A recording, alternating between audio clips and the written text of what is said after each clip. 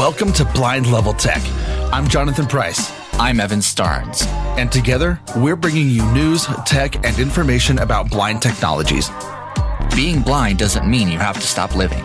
We're going to show you just how possible it is to live the life you want.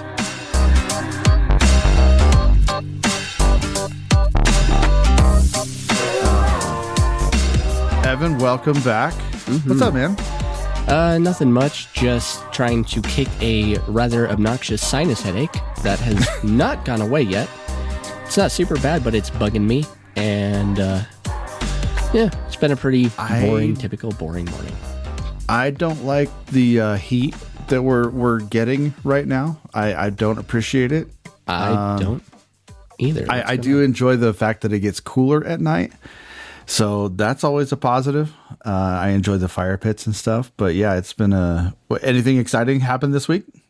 Honestly, no. Well, actually, my aunt and uncle and cousin and everybody and their dogs, just totally jumped ship on literally yesterday. So it was like one day they're there, and then the next it's like there was just some drama that went down, and they moved out. So we're back to a nice, peaceful, quiet house, which is totally weird getting up to in the morning now. It's like I'm so used to the chaos and the energy, and it's like, man, it's right? Quiet. That's awesome. Yeah. For speaking of jumping ship, Kim, our director, is out of town, and yesterday we didn't have anybody in our staff meeting. And it was like we had a 9-minute staff meeting. So if you guys are in technology, or if you're in business and you've had those amazing 9-minute staff meetings, that just never happens. No. So it was pretty funny just to see how many people were not there. But yeah. Oh, dude, this last weekend. Actually, I guess it was 2 weekends ago as of when this recording comes out, Broncos and CU were just humiliated. I have never seen a humiliation so badly. And so I turned to my phone and I decided, it's like, you know what? I need to do something else. So in lieu of that, I updated to the iOS 17, which we'll do a show on in a couple weeks. And amazing accessibility features coming out for the iOS 17. So I cloned my voice with one. So I had to say that. I actually, it was weird. I thought we were recording yesterday because my Outlook's all screwy. And I threw together a demo and it was like, Robo Evan is real. But I got bored one night and decided to do it, and had to read 150 different sentences, which took forever. Oh, but yeah. I've been using the personal voice feature, and it's freaking cool. Don't call me on it, dude. I'll be pissed. Oh, don't tempt me. Because if I can't tell, that's something that's so scary to me, is that if you have AI calling on behalf of you, that's a little weird. That is so dangerous. I see so many problems with it, but I guess that's just me. I'm a tinfoil hat conspiracy guy, but no. In any case, let's get into our guest. I'm pretty sure he's like really annoyed, just kind of sitting here waiting for us. James, what is up, my friend? How are you today? I'm doing all right. It's a busy Wednesday. I've just been in meetings all morning, back to back to back. And did you have any 9-minute meetings? No 9-minute meetings. They were all an hour and a half. Oh, gross. But I was enjoying the iOS 17 talk because I've been playing around with it myself. Yeah. What's your favorite feature so far? I'm not really sure. I've been just sort of seeing TikTok videos, and then I go try something. And so nice. It took me forever to figure out how the standby mode works. Oh yeah. Where it turns your phone into just like a standard digital clock. Right. I could not figure out how to initiate that. And it was super annoying to get it to that point. But once I got it and started playing around with the customization, showing my calendar and the clock, or showing the weather, and it was super cool for that. But in terms of the accessibility, I've really just been seeing if there was any improvements with VoiceOver in specific apps that don't necessarily support VoiceOver. So there's a couple of students in one of my classes that we were talking about like Pokemon Go and how it just doesn't work with voiceover. Yeah. And so I've been super fascinated as of lately with testing all of these like apps that you get in the store and seeing how well they work or don't work with voiceover. And it's fascinating. If Pokemon Go works, I'm jumping on that like now, and I will be playing it now. Oh my gosh. You get like some weird prompt from voiceover when you open up the app. And I can never hear what it says because the app plays music. And the music is so loud. Yeah. It's so funny when you see somebody standing in the middle of the street trying to hold their phone up and they're trying, I know there's one here. I know there's one here. And you're just like, they're either searching for a signal or Pokemon. So we're trying to, it's just so funny. I tested Pokemon Go. I tested Notion. I use Notion for all of my personal project management.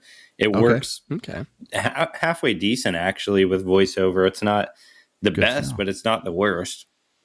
And just seeing like how different apps play and interact with voiceover. But I've also been downloading accessibility apps again.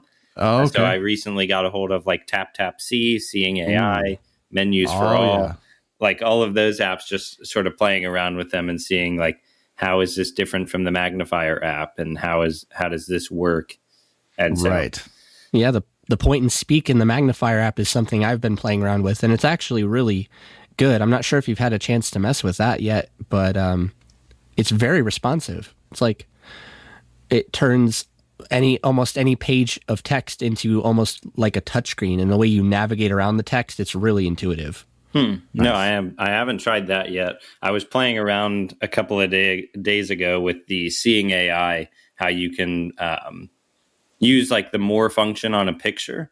Yeah. And you have copy paste and it will describe the picture from your gallery or from a text message. So I've been like putting different pictures into that to see what descriptions it comes up with, and it's hilarious some of the time. I know. Are they fairly accurate, or are they just like super wonky and weird? They're actually pretty accurate, but so I have a dog and I put a picture of my dog and it said a black and white dog laying on a couch, which is accurate. But then like another picture of my dog, it said a dog. It didn't give any of the description. Sure. So I guess it depends on like the render of the image and how far the subject is away. And at least it's not saying like furry 4-legged beast on sitting apparatus. That's how it used to be. Like when Seeing AI first came out back in the days when I had an iPhone 5S, the image descriptions were super vague.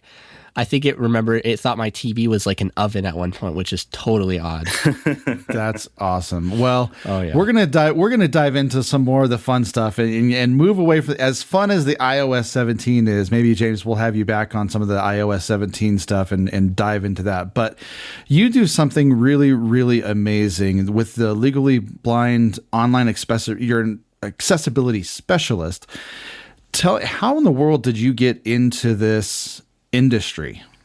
So not any, like if you would have asked me in 2020 when I graduated college what I was going to be doing in 2023, accessibility was not in that list at all. And so I started in the digital marketing space back in 2016, 2017, building and designing websites, doing search engine optimization, Google Ads, your digital marketing stuff. And I was working with a bunch of small businesses, and in 2020, I got into a conversation with a group out in Nebraska that was looking for somebody in the visually impaired community that was good at working on websites. And in that conversation, one of the questions they had for me was, how do you make the websites you're currently working on accessible? And to me, that was like the moment in time where I was like, I can either admit that I know nothing about this space, or I could brush it off and say, yeah, they're accessible. And so I leaned into it and said, I don't know. I've never heard about making websites accessible. It's always just optimize it for the search engine algorithms, or make it so it shares well on social, or you got to have a good design or a good experience. I've heard all of that. Just check all the boxes. Right. And so up until that point, I guess I was in this like assumption that as a person with a disability, I needed to make the world accessible to me. And in that conversation, me being able to admit that I didn't know what I was talking about, or I had no knowledge on the topic, I got connected with some people and started just asking questions and doing research, reading through documents, and the documents just confused me even more. But the conversations clarified all of my confusion. And so after about a year and a half of researching, reading, testing it out myself, talking to people from different backgrounds and different areas within the accessibility space, I went on and got my certification and decided I don't necessarily like building websites anymore, I guess. I don't like how complex and how many variables there are in that space. I would rather be doing something that's driving impact and basically opening up opportunities for this 25% of the population that is oftentimes being overlooked or not even considered. Right. And so I had to make the decision, do I want to do accessibility for a specific company, or do I want to be a consultant and work with multiple companies? And one of my mentors in that period asked, do you want to identify the problem or be the solution? And so that question has always stuck with me over the last couple of years, in that I want to be the solution that any business can approach and get resources, get information, get the awareness, get the technical training, because I've been on both sides of that table. I've been on the side where you don't know anything and it's all new to you. You're like a deer in headlights. And now I've been on this side where I'm a user with a disability, with the certifications and the training and the experience, to where I want to just bridge that gap as much as possible. So I've gotten the opportunity to work with a lot of bigger companies, a lot of smaller companies, to do trainings, to remediate their websites, to test flight their iOS apps that are soon to be releasing, and give all of that knowledge and those resources and that feedback. And it's one of the most fulfilling things I've ever done in my life. Well, and I want to make sure that everybody understands just how many things that you are involved in. One, you're currently a digital ally consultant with the Blind Institute of Technology, director of accessibility at Web3 Texas, Apex Communications Network, COO, and data SEO. You were a data SEO. Yep. And then, but you also own your own business, Clear Vision Marketing and Media. And so you have your hands in a lot of different cookie jars all at the same time. So you're not only a solution to a problem, you are finding solutions so that there aren't any problems, hopefully, in the future. That's the goal. I am so impressed at, and I'm blessed to have you on this show. But tell me some of the things that you're seeing in the accessible community that has become a hiccup when it comes to developing accessible technologies. Yeah, absolutely. So for me, it's not necessarily about the company. It's about the impact. And so with Apex, with BIT, with Web3 Texas, with the college I'm on the advisory board for, it's about the impact for their customers, their students, their partners, their internal employees. And so getting to experience all of those different landscapes, just it all compounds. And so everything that I've learned about making a website accessible it can be translated to making blockchains and spaces in the Web3 environment more accessible. It can be translated to making an asynchronous online course accessible. And so that's been the coolest part, is like once you learn the core fundamentals and the basic principles and best practices, you can almost apply those to anything, a product or a service, a built environment, an online app, a mobile app, whatever that looks like. You can transfer and translate all of that over.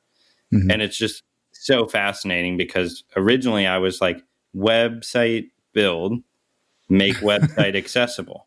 Yes. App build, make app accessible. And it's generally the same thing. And one of the coolest and I think the most rewarding parts of everything that I'm doing is seeing that aha moment when people realize and when it all clicks into place that accessibility is not that hard. Right. If you do it if you're intentional about your accessibility journey, it's really not that hard. It doesn't take that much time. You don't need a bunch of extra resources and money. It's just the intentional effort. And it's a lot easier to make a site accessible from the ground up while you're building it, as opposed to you built this website, it's not accessible, and then you have to slap the accessibility on, and that can lead to so many different problems, like overlays and just overly verbose but not very accessible websites, if that makes sense. And and then that's the message: is make it a part of every part of the process, not just something that happens at the end. Exactly. Does it matter whether you're dealing with Windows, Mac, Chrome OS? Do you have to actually take all of those separately into account, all of those different screen readers and operating systems too? So yes and no. So no, because we don't want to build and design things for JAWS specifically or for Mac OS, because then we're getting into all of these iterations, all of these different versions where it works well on this one, but 40% of our audience is using a different option. And so we don't want to sort of fall into that lull or that trap of this needs to work with JAWS, or this needs to work with VoiceOver, or this needs to work on Windows or Mac OS. No in that sense, but yes in the sense that being mindful of how all of that technology works and knowing the key differences between how JAWS is going to interpret a web page versus NVDA or TalkBack, and being able to take into account all of that, especially when you're getting into more complex environments that aren't just your standard HTML, CSS, JavaScript. When you start to bring in all of those custom components, the accessibility support goes down dramatically and has to be built in. And so the way you build that in can determine how well it works on different technologies, browsers, operating systems, and so on and so forth. Indeed. So it's kind of a balancing act, but when you go through that balancing act, the headaches that I'm just imagining that you have to go through on a daily basis are enough to make me want to pull what non-existent hair that I have left. And if anybody doesn't know me, I'm bald, but I've got a really big beard. Anyway, so but no, that would hurt. So my son used to do that when he was a baby. Ouch. That hurt so bad. Anywho, sorry. When you go through all of those customizations, how often are you looking at, or I guess what specifically are you looking at to add to that customization if that needs to be there? Yeah, so a lot of times it just comes down to testing. And so when we do an accessibility audit, we're picking a handful of popular assistive technologies, browsers, operating systems. So there's so much out there. We were talking about it with iOS 17 and the iPhone alone. There's so many options. There's so many apps out there. It would be impossible to test for all of those. Right. We would never actually do anything. We would just be stuck in an endless cycle of testing because they update and they change, they deprecate. Like there's all of that happening. So we pick a kind of a core set of things to test with. And so with that core set of testing criteria, we're able to assume confidence. And because a lot of these piggyback or build off of each other, there's not really a need per se to test with a keyboard, but also go out and get a sip and puff device and a push pull press switch and get all of that because they're all rooted off of the keyboard functionality. Sure. And so typically we'll test with NVDA, JAWS, and VoiceOver as the screen reader options. And then we'll test across Mac and Windows, and then Chrome, Firefox, and Safari. Nice. If it can work well within those 3 screen readers, 2 operating systems, and 3 browsers, chances are it's going to perform very well in other options. No, absolutely. How long does the average audit take, like in full, to complete? It really depends on the size of the website or the app. So my teams, if it's a smaller audit, like 10 to 25 pages, the audit can take 1 to 2, maybe 3 weeks. We've had audits come in that were 75 pages, though. And so typically we'll break that audit up into chunks, because when we're sending all of that back to the developers, the UX, UI teams, the designers, we don't want to bombard them with all of this new information. So we try to chunk it out and make it a little bit more digestible of, here's the first 20 pages, here's the next 20 pages. And what that does is it creates this collaborative type of environment between all of us, where we're continuing to test the next 20 pages while they're working on fixing them. If they encounter something that they want to have a conversation with, they want us to quickly double check, we're not gone. We're still there. We're still actively ingrained in that project to where that type of collaboration can happen and where that needs to happen. Because if I send you a list of errors that are blocking or challenging accessibility wise, and you go in and fix them, but you don't test them, how do you know what you did worked? How do you know it didn't break something else for a different user? So that reevaluation is key when we do an audit, because we can call out things all day and night long, but if we're not going back and making sure that they're fixed, we didn't really accomplish very much. Right.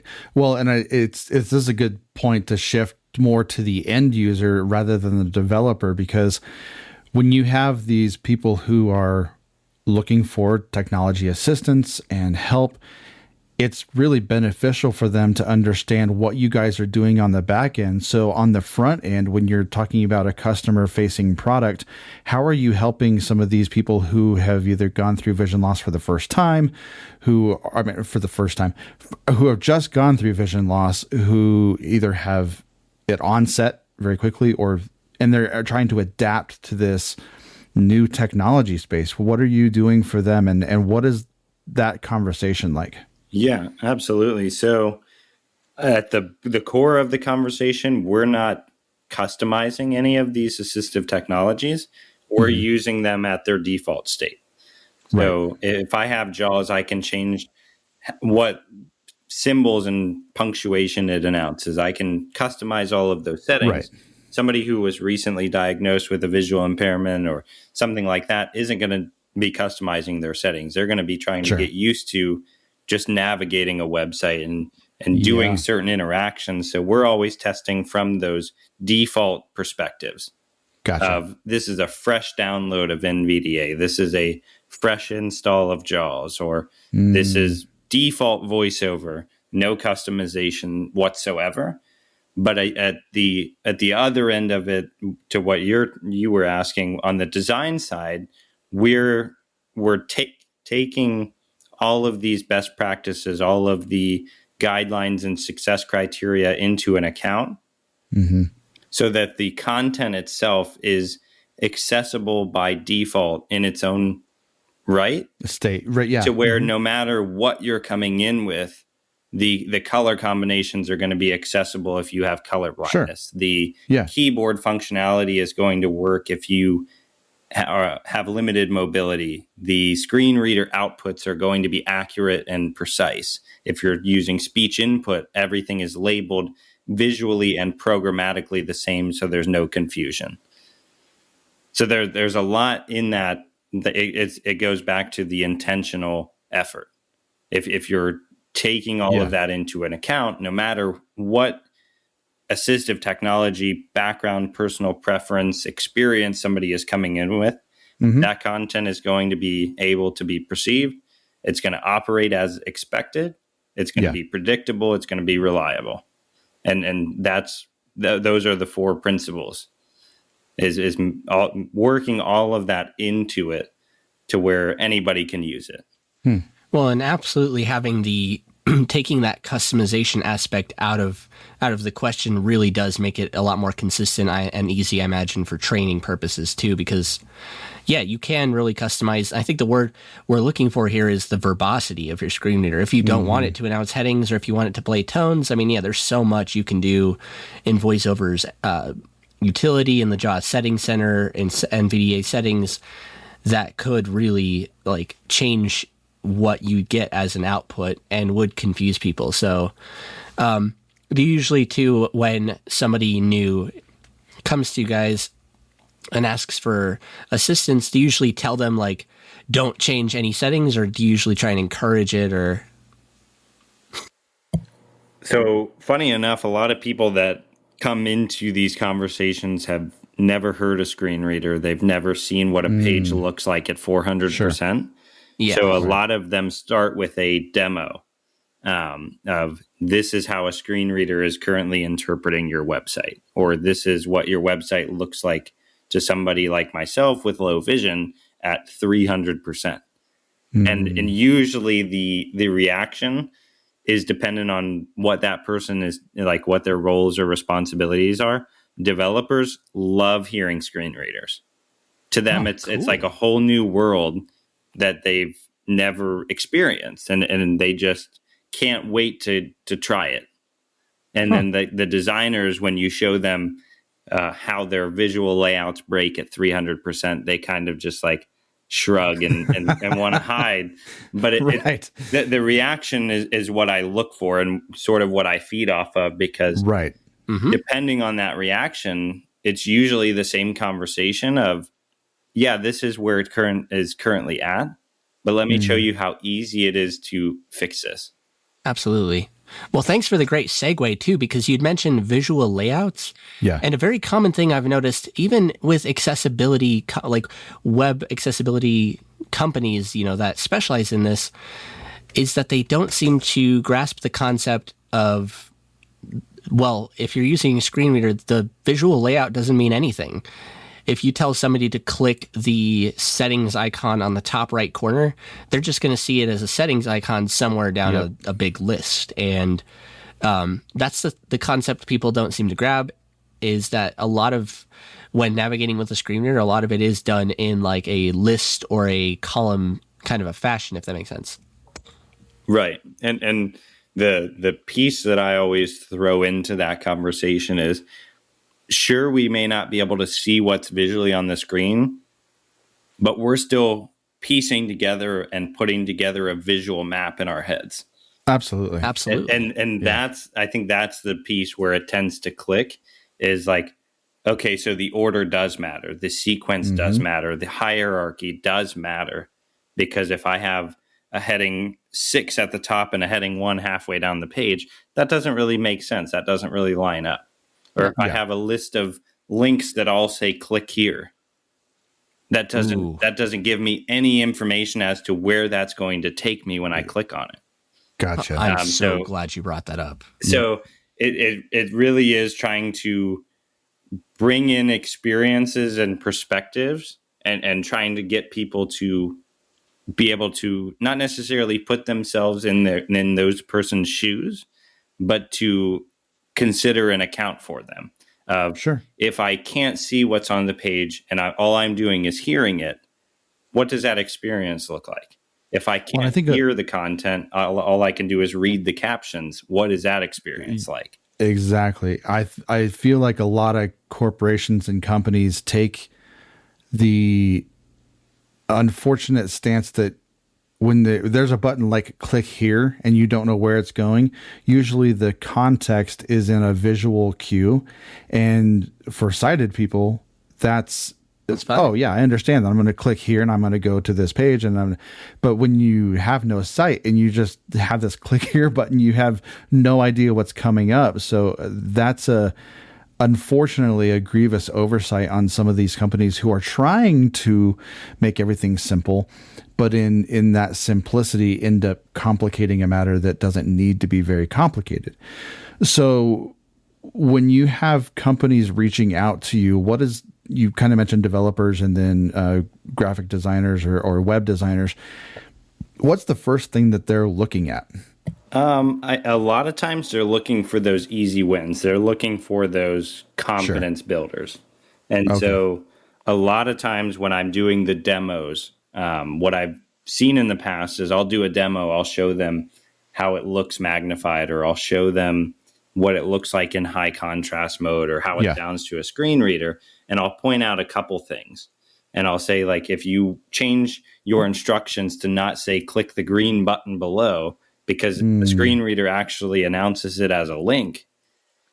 A lot of times what I've seen is when I come back to meet with them again, that all of those have been implemented. And their confidence in that second meeting to ask questions, to sort of poke and prod and dive a little bit deeper, they're so much more open and receptive to it. Good. And because they've gotten some of those, like, I made my website more accessible and it didn't take me 6 hours. They're getting that sort of, they're getting those good feelings. They're the bite-sized confidence pieces. Yeah. Any type of achievement is an achievement, no matter how big or small, but absolutely. Then we can start to break it down and say, okay, you have this interactive chart that I can hover over with a mouse, but how does that work with a keyboard? Right. And then the wheels start turning, and then I can kind of take a step back and observe as the developers and the designers and the management team are all throwing ideas back and forth. And then they'll sort of get to a point where there's no more ideas to throw out, and then I'll start to break them down and point out the different perspectives of, okay, if we do this, how does that impact this type of user? If we do that, how does that impact this other type of user? And we sort of do process of elimination until we get one where there's no downside to the solution. Absolutely. And from past experiences, I think the process of elimination is probably the best process when it comes to tackling these large scale issues. Jonathan, you had mentioned bite-sized pieces. I think it's time for Sandwich of the Week. All right. So we love having on our show, we've this is Blind Level Tech. People have mistakenly called us bacon, lettuce, tomato. I got it right this time, the first time in 3 weeks. Nice. So, James, I'm coming to you first. What is your favorite sandwich, or a sandwich you would love to have again? That is a tough question. That's why it's so fun. My lunch today was just a classic peanut butter and jelly. So there you go. Hey, there you go. Okay, crunchy or smooth? Crunchy. Oh, that's awesome. You're one of the few. Extra I don't know protein. there you go. I don't know very many people who will do a crunchy peanut butter and jelly sandwich. That's very interesting. And I prefer strawberry jelly just to. Oh yeah. Absolutely. Either strawberry or raspberry. I can't do like the grape. Oh, gross. Ugh. Tastes too artificial. Okay, wait, hold on. So, preserves, jam, or jelly? Or does it matter? I don't think it matters to me. Okay. I grew up in Ohio where there's jelly factories all throughout the state, so I don't really know the difference. Are there a lot of jelly snobs up there?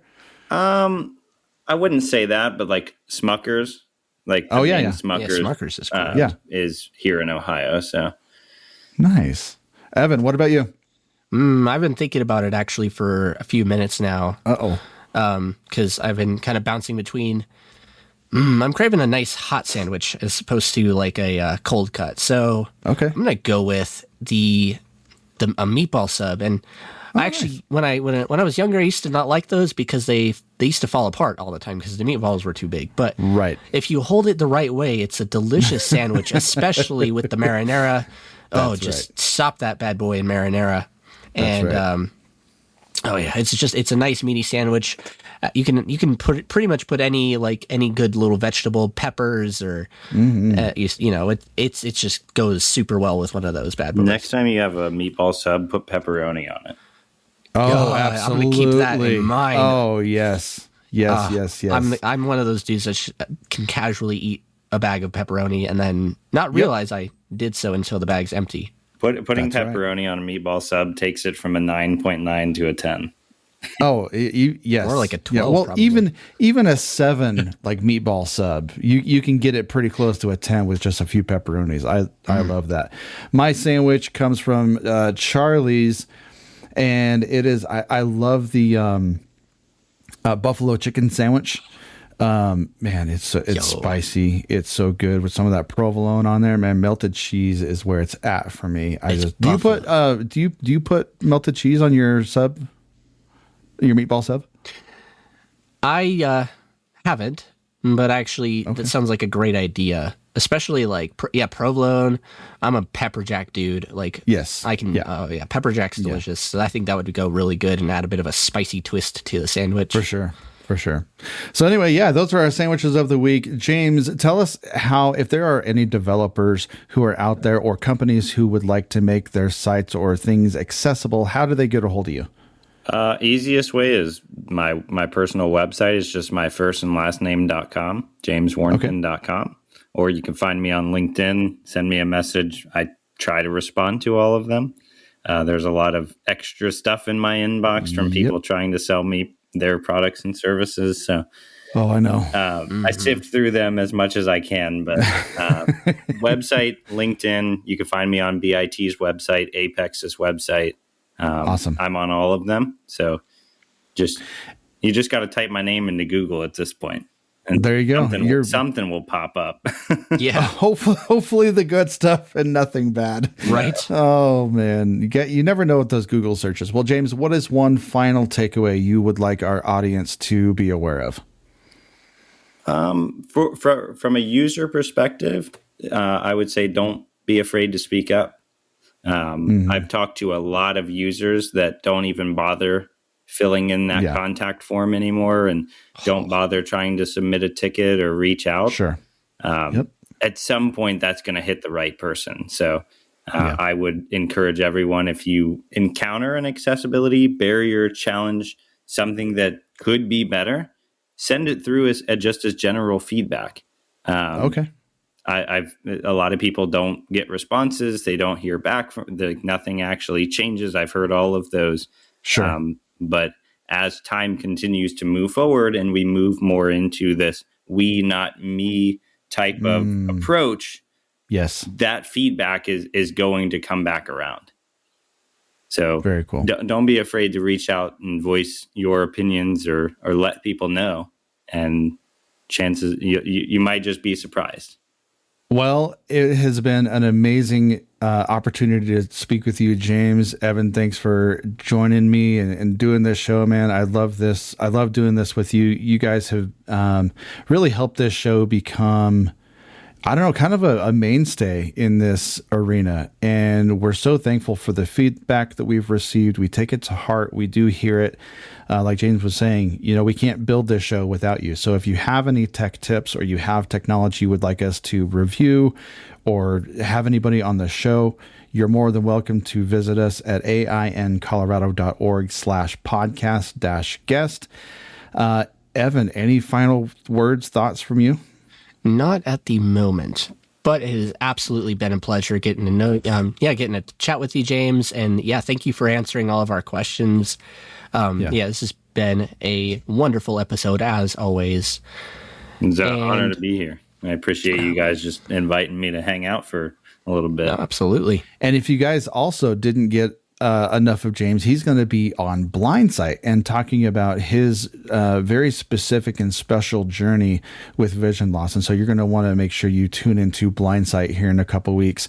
It'll be an amazing show. And you'll want to get your tissues out for sure. It's pretty awesome. On behalf of the entire AINC family, for James, Evan, myself, Jonathan, this has been Blind Level Tech. Don't forget to plug in your devices. We'll talk to you later.